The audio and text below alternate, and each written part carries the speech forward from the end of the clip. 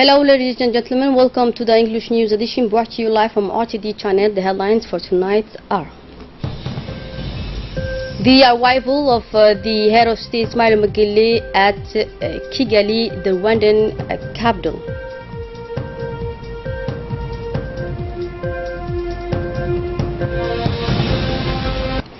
The head of state Ismail Magile has arrived this afternoon in Kigali, the Rwandan capital, where he will take part in the work of an extraordinary summit of the African Union on the creation of a Pan-African economic as well free trade zone. The creation of a free trade area has a major projection value in the African Union Agenda 2063, the action plan dedicated to real economic integration of the Black continent. Upon his arrival at the Kigali International Airport, the head of state was welcomed by the ambassador of Djibouti in Addis Ababa as well in Rwanda. The debates of this summit will put particular emphasis on consensual compensation procedure for the African countries so that they can subscribe in due form to the entry into forces of this free trade zone. In addition to levying taxes at the respective border of its members countries, Africa will definitely connect with the free trade area after the introduction of tariffs for products established on the basis of equality price ratio of product. A spearhead of regional economic integration, the head of state is called in this summit to share much of its expertise and know-how related to the sponsorship of a cross-border development project. As well, on the sidelines of this African Union summit, the head of state Ismail Magile will also meet with the main political leaders of the host countries, including the Rwandan President Paul Kagame. It should be noted that the head of state of Djibouti is accompanied as part of this mission to Rwanda for large delegation, including the Minister of Foreign Affairs, International Cooperation, the Minister of Justice and Penitentiary Affairs in charge of Human Resources, and the Minister delegate to the Minister of Economy and Finance in charge of Trade, SMEs, Craft, Tourism, as well as formalizations.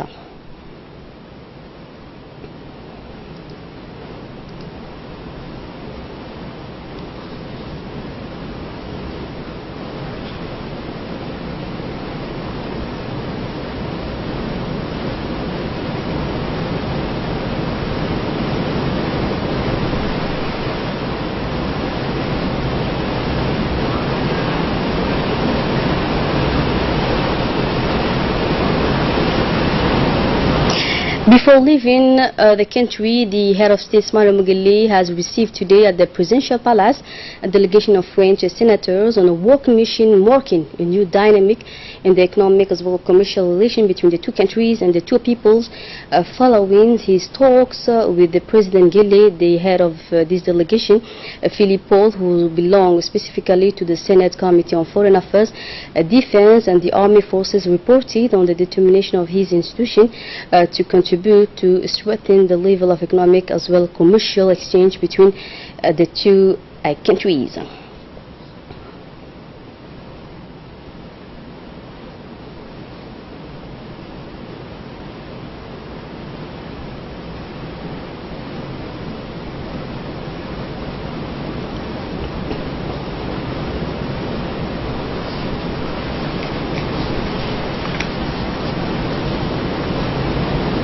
In an interview, the French senator was specifically pleased with the large number of possible areas of economic collaboration between the two nations. The Secretary of the Presidency, Mohamed Abdullahi Wais, as well as the Council of the President of the Republican Defense, Mustafa Ali Hamdoulay, attended this meeting. Also, let's note the presence at this hearing of the Ambassador of the French Republic of France to Djibouti, Christophe Guilou. The Djibouti Minister of Defense in charge of relations with the Parliament, Ali Hassan Bahdon, who took part in this hearing, described the beginning of an intense economic partnership between the two countries as a new turning point in our history relations with France. With this nation of France, Senator, in Djibouti, our two nations will extend to the economic, the strategic link that they maintain till the political and military as well, cultural, said the ministers in charge of relations with the Parliament. Ismail Omar Guelleh, President of Djibouti, received the letter of recognition as world leader of development and tourism. The Office of the President of European Council on Tourism and Trade announced that President Guelleh has been consecrated as a world leader of tourism as a member of European Tourism Academy for his recognition of the role and significance of tourism on world stage. The official letter emanating from European Council on Tourism and Trade encouraged Djibouti leadership to continue on the road for development via tourism growth and for poverty reduction strategy.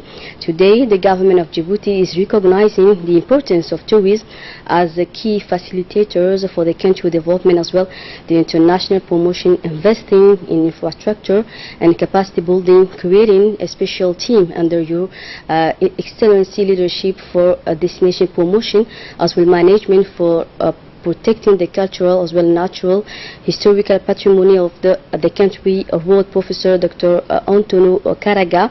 And according to the World Bank most recent report on world economic, President Ismail Omar Guelleh developmental policies lifted Djibouti out of poverty and raised it to number 5 on the top of world fastest growing economies in 2018.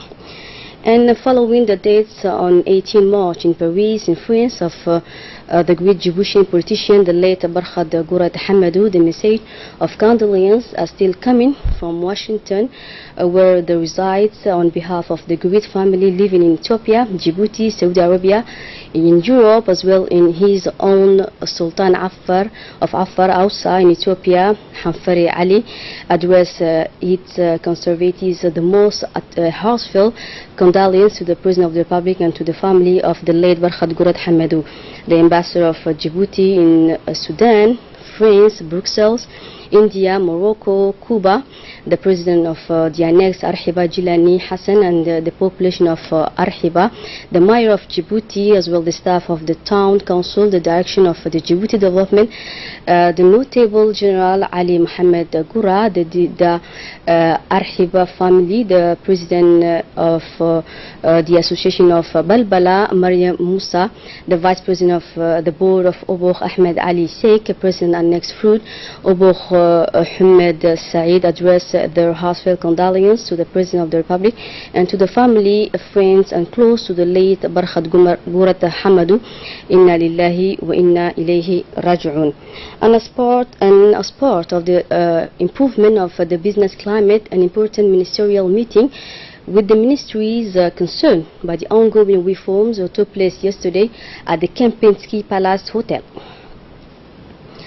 3 ministries are indeed present at this meeting, including the Minister of Economy and of Finances, Ilyas Musa Dawale from the Budget, Bode Ahmed Roble, and the Minister of Housing, as well as the General Secretary of the Ministry of the Presidency in charge of Investment, Abdi Elmi Ashkir, as well as the Director General of the ANPI in charge of the coordination of all the reforms of the private and financial sector. Let's note it also the presence of the resident representative of the World Bank, Mr. Atusek, the World Bank being the partner of the ambitious program of reforms. The agenda of the meeting had for agenda a complete detailed review. And the Minister of Health, Dr. Jama Al-Mawkiyi, handed over to all health professionals clothing tailored at the reception ceremony held in the Central Purchasing of Drugs as well equipment compound. Upon his arrival at the camp, the Minister of Health was greeted by the Secretary General of Dr. Saleh Banoita and the Principal Director of Health Facilities for a quality inspection visit of this acquisition, gowns, headdress, and all other accessories. Indeed, it is the acquisition of the second batch that is carried out by the Central Purchasing of Drugs and Equipment, and which meets the hospital clothing requirement. The objective of the Ministry of Health is, of course, to improve the quality of health services in our health structure through the distribution of these appropriate and regulate work clothes in the hospitals. A farewell ceremony for members of the Djiboutian Army Forces designated to participate in a joint exercise of the Islamic Military Coalition against terrorism took place yesterday morning at the regiment of artillery. Nearly 30 Djiboutian troops will be deployed in Saudi Arabia to attend the storm exercise, which aims to strengthen the military coordination of the member countries of this alliance. The ceremony was presided over by the General Zakaria Sheikh Ibrahim, Chief of General Staff of the Army Forces, and upon his arrival at the spot, General Zakaria Sheikh Ibrahim was greeted by Brigadier General Tahir Ali Mohammed, Chief of Defense Staff, as well Colonel Mohammed Hirsi Omar, Regiment Corps Chief Artillery. General Zakaria Sheikh Ibrahim then reviewed the honors troops and deporting section for Saudi Arabia. The ceremony saw the participation, among others, of the Major General Hassan Ali Kamel, Colonel Mohammed Hirsi Omar, commander of the artillery regiment. Welcome all participants to his quarter. He was delighted by the choice of his regiment to host this important ceremony full of meaning. In his speech, General Zakaria Sheikh Ibrahim stressed on the purpose of this ceremony. He said the ceremony that brings us here today to the regiment of artillery is a farewell to a detachment of the Djiboutian Army Forces designated to participate in the exercise that will take place in the eastern province in Saudi Arabia. This exercise is part of, he said, of Saudi Arabia efforts to activate the concept of common defense to counter the hostilities of terrorist organizations and their support that threaten the stability of the region as well the world as a whole.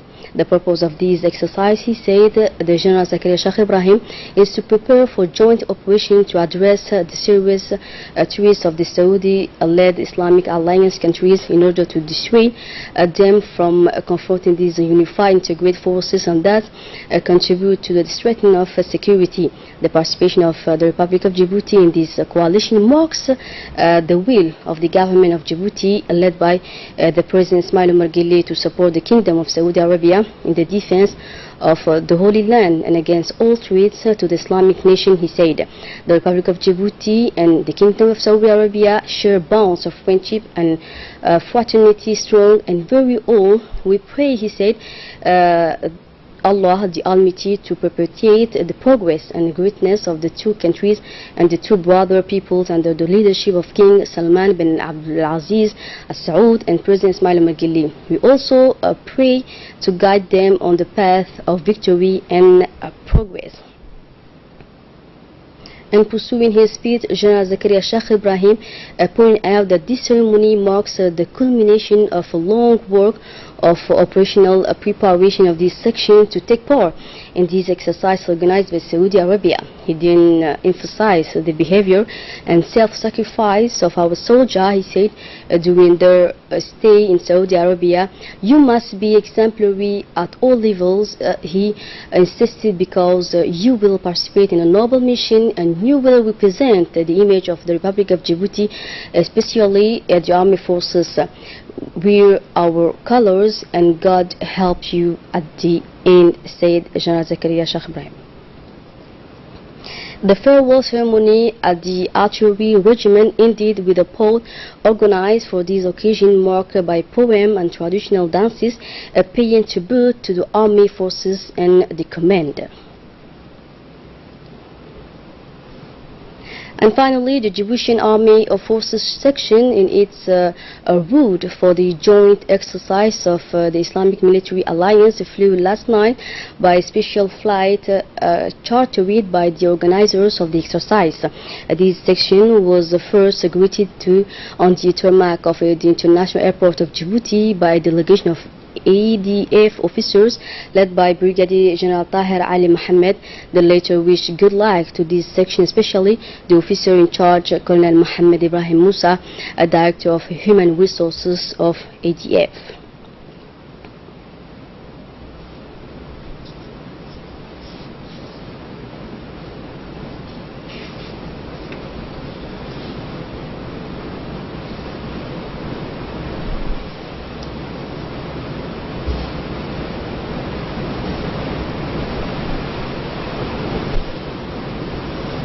And still with the national news, the University of Djibouti organized yesterday afternoon the 11th edition of the 10-kilometer which organized in front of the new site of the Balbala University named Ismail Omar Gili. The kickoff was given jointly by the Minister of Higher Education and Research, Dr. Nabil Mohammed Ahmed, and the President of the University of Djibouti, Jama Mohammed Hassan, as well as the Director General of the CNSS, Hassan Roble Absiyi. This edition has brought together as usual a large number of Djiboutian as well foreign athletes such as Turkish, Ethiopian, Somali as well, and many others countries.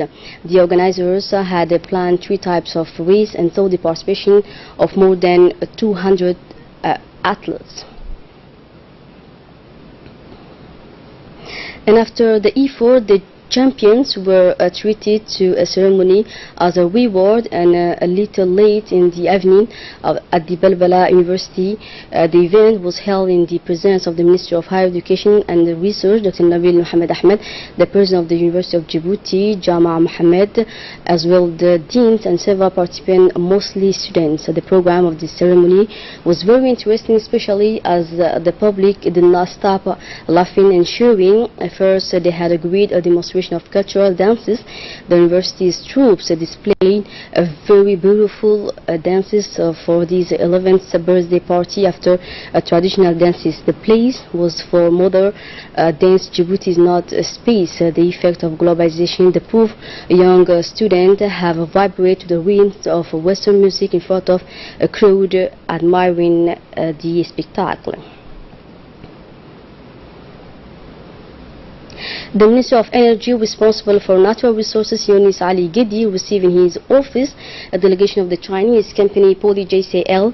This delegation was led by Eliu Won, Deputy Director of JCL Intelligence, and Yong Tao, accompanied by 2 executives of Poly JCL Group in Djibouti, Frank and Pascal.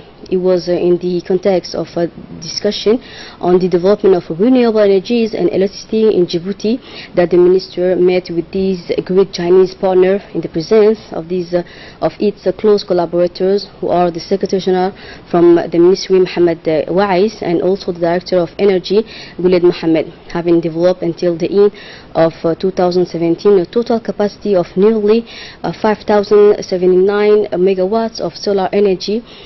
Poly JCL branch of Poly JCL expressed a keen interest to invest in Djibouti, but also in Africa in general, of which they have already obtained several agreements from the Djibouti's government. The Ministry of Labour launched a vast control operation on the zone of PK23. The purpose of this control was to expect the situation of the employees as well as the condition of work in the field of health and safety at work.